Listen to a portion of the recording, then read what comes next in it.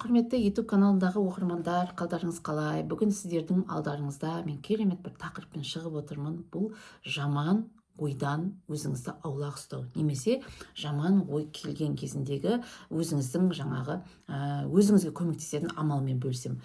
Яғни бізде мынандай, біз қазіргі таңда өмір сүріп жатқан салтымызда, заманымыздың өзі ақпараттық заман болғандықтан сізге бүткіл ақпараттар, мынау телефон, телевизор, осы арқылы айналамыздағы әртүрлі жарнаманың экрандары арқылы түрлі осындай нелермен бізге неше түрлі ақпараттар келіп жатыр. Өйткені заманымыз сондай да.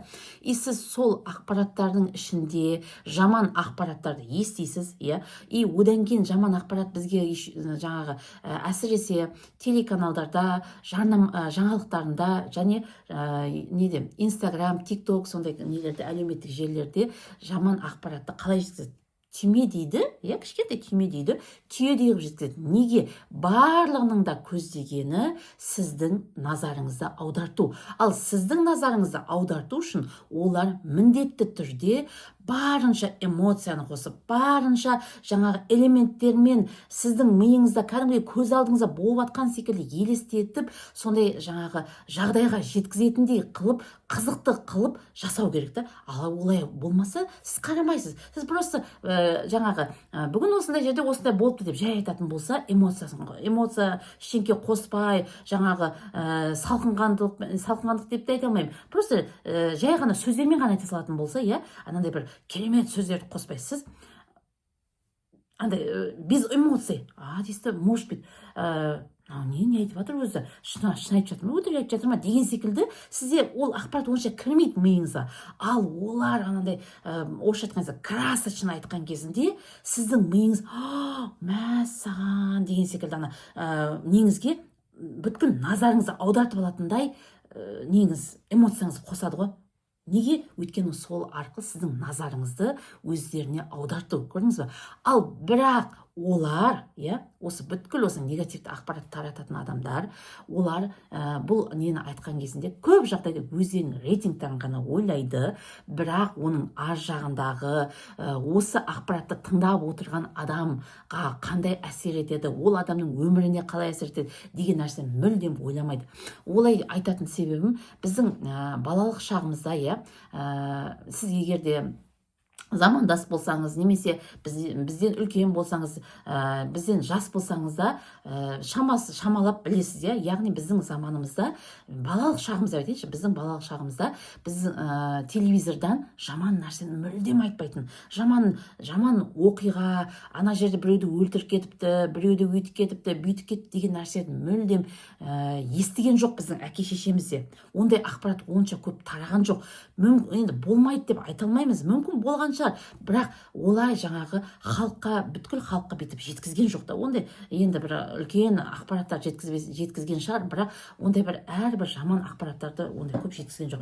Соның арқасында мүмкін ол кезде сондай жаман негатив нәрселер көп болмаған да шығар, мысалға. Енді сол кезде, сол замандағы адамдар, сол ақпараттар көп болмағандықтан, олар еш нәрседен қорыққан жоқ.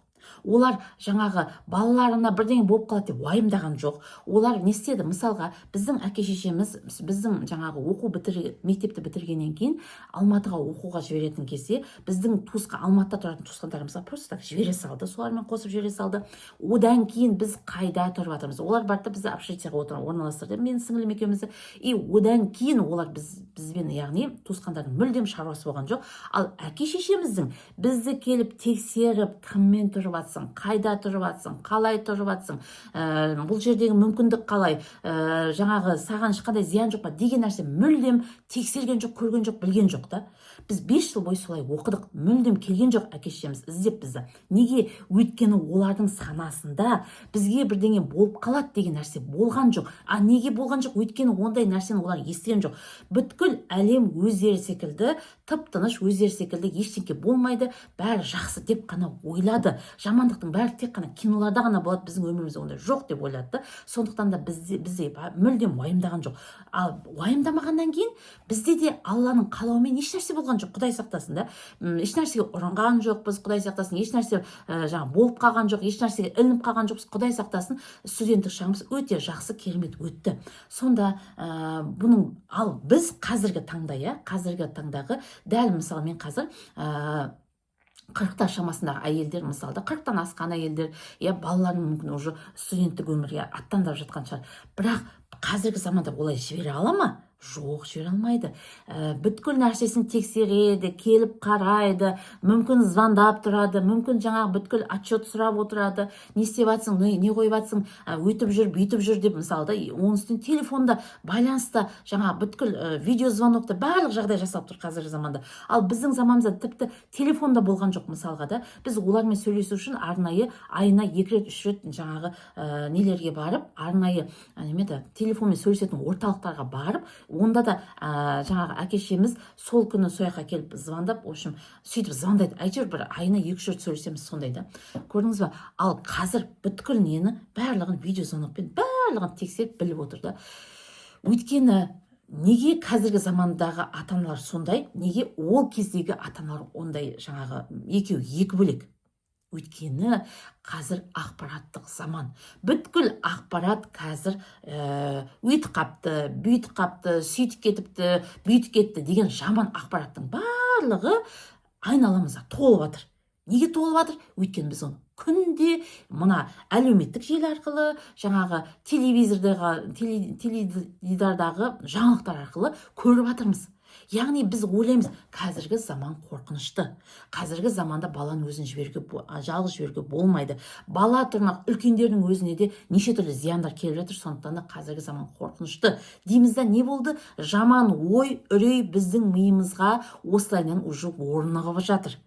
Кез келген жаңағындай ақпарат, ойбай, сондай болып қапты, ойбай, ондай болып қапты деген ақпараттың барлығы біздің миымызға не істейді? Орнығады. Қалай орнығады? Біздің миымызға эмоцияны қосқан кезде орнығады. Мысалға, сіз мысалға екеуміз айтайық, мысалға, мен және сіз екеуміз бір ақпаратты көріп отырмыз. Мысалға, менің миымда кез келген ақпаратты миға кіргізбейтін, былайша айтқан кезде фильтр бар деп айтайын, ал сіздің миыңызда ондай фильтр жоқ. Яғни, сіз екеуміз бір ақпаратты көріп отырмыз, бірақ ол ақпарат сіздің миыңызға басқаша қонады, менің миыма яғни қонбаудың екен, менің миымда фильтр бар деп айттым. Енді солай жаңа сіздің миыңызға қонған кезде ол қалай қонады? Біздің миымыз топырақ секілді, яғни құнарлы топырақ секілді. Яғни ана ақпараттар эмоциямен, ойбай, рас па не, сондай болып жатыр ма не, немесе Құдай сақтасын деп, мысалға да, ойбай, жаңағы біздің балаларды болып қалсашы деген секілді осындай эмоциямен қабылдаған кезде, саған деп біз сөйтіп қабылдаймыз, ойбай деп, мысалға да, осындай қабылдаған эмоциямен қабылдаған ақпараттар біздің миымызға жаңағы құнарлы топыраққа былайша айтқан кезінде спокойнее егіледі. Ал енді менде фильтр бар, яғни мен не істеймін? Мен ол ақпаратты естеймін, мен вообще эмоция қоспаймын. Уже осы жерде мұқият тыңдап, мен қалай фильтр қойып алдым, мен мүлдем эмоция қоспаймын. Мен бір ақпаратты естіп қалдым ба, әр адам өз басына тағдырдың жазғанын көреді. Біреудің басына өткен нәрсе менің басымнан өтуге міндетті емес. Болды. Мен осылайынан қабылдаймын. Әрбір ақпаратты, яғни мен эмоция қосқан жоқпын. Мен ақпаратты естігенмен де, мен оған былайша айтқан кезінде не істемедім, жандандырмадым ол ақпаратты, яғни мимо уши, бітті. Ол келді ақпарат менің миыма, бірақ менің миыма орнамағандықтан ол қайтадан кетіп қалды. Көрдіңіз ба? Яғни осындай фильтр орналасып алғаннан кейін менің миыма ол ақпарат өтіп кірмейді. Ал енді сіздің миыңызға сондай ақпарат кірді, сіз оны жаңағындай эмоциямен қабылдап алдыңыз, миыңызға ектіңіз кәдімгідей. Енді ол егілген ақпарат уже дәл сондай ақпараттар сіздің өміріңізге тарта бастайды. Мысалға, сіздің бір алыстан бір араласатын танысыңыз болсын, немесе бір жақыннан араласқан бір кісіңіз болсын, әйтеуір сіз танитын кісіде тура сондай бір нәрсе болып қалған естисіз. ойбай деп тағы да эмоциям пәленшеге де сөйтіпті, түгеншеге де сөйтіпті, ойбай деп уже сіз үрейді көбейтіп жатырсыз, көрдіңіз ба? Үрейді көбейткен сайын көбейтіп жатырсыз. Енді не істейсіз? Сізде бағанағы егілген дән не істеді? Дән біріншінде егілді, құнарлы топырақтың несіне құрамына енді, одан кейін сіз жаңағындай тартады дедім ғой, сондай тарту арқылы ол дәнге не істеді? Су құйылды. Яғни дәнге су құйылады, солай тағы бір жерден тағы сондай естейсіз, тағы бір жерден естейсіз. Яғни сол дәнге су құйылу арқылы ол не істейді? Өсіп шығады. Күндердің күнінде Құдай сақтасын, ол сіздің ең жақын жаныңызға келіп қалуы әбден мүмкін. Құдай сақтасын, иә. Сондықтан да сізге дәнді екпеуге шақырамын. Сондықтан да миыңызға фильтр қойып алуға шақырамын.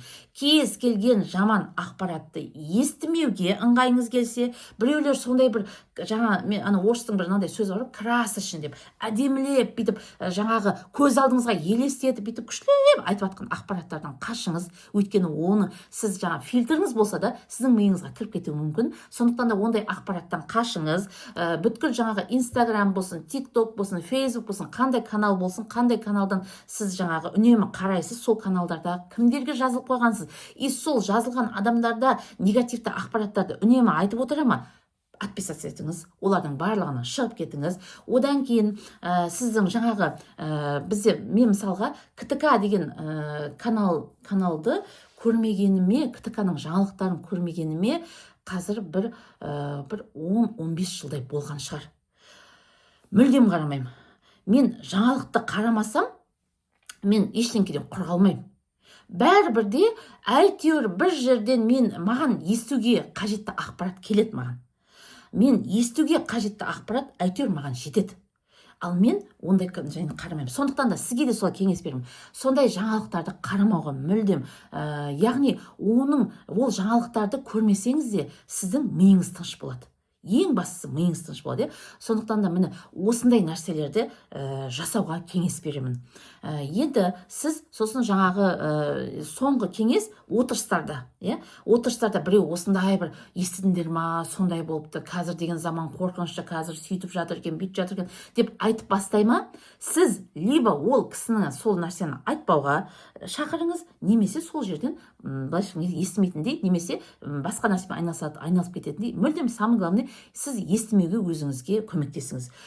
Міне осы нәрселерді жасағаннан кейін сіз былайша айтқан кезінде бағанаға мен айтқандай миыңызға фильтр қалыптастырасыз.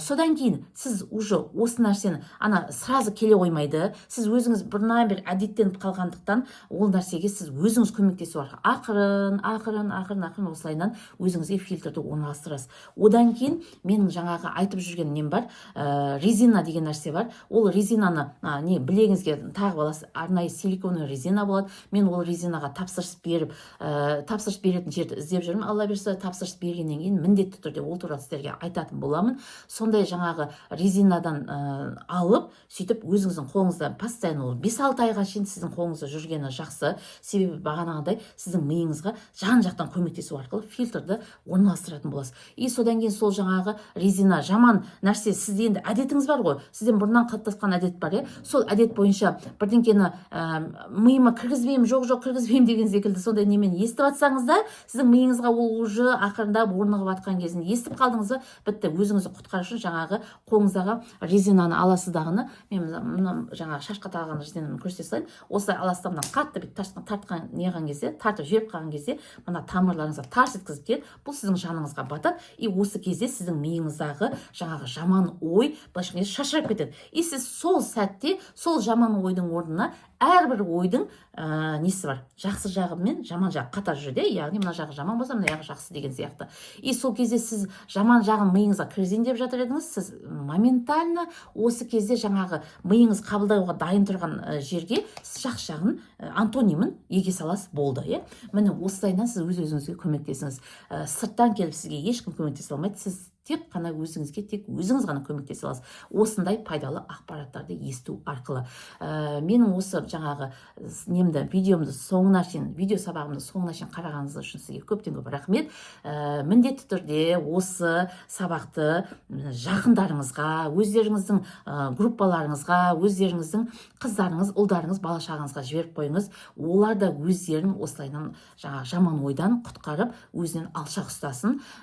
Сосын жаңағы парақшама тіркеліңіз және міндетті түрде комментарий жазыңыз. Сіздердің комментарий жазып, просмотрды көбейткен сайын менің каналымды көп адамға көрсетеді. Сондықтан да және мен де жаңағы немеді вдохновение дейді ғой, шабыт алып сіздерге осындай пайдалы ақпараттармен шығып отыратын боламын. Ал жақсы, келесі сабақтарда кездескенше.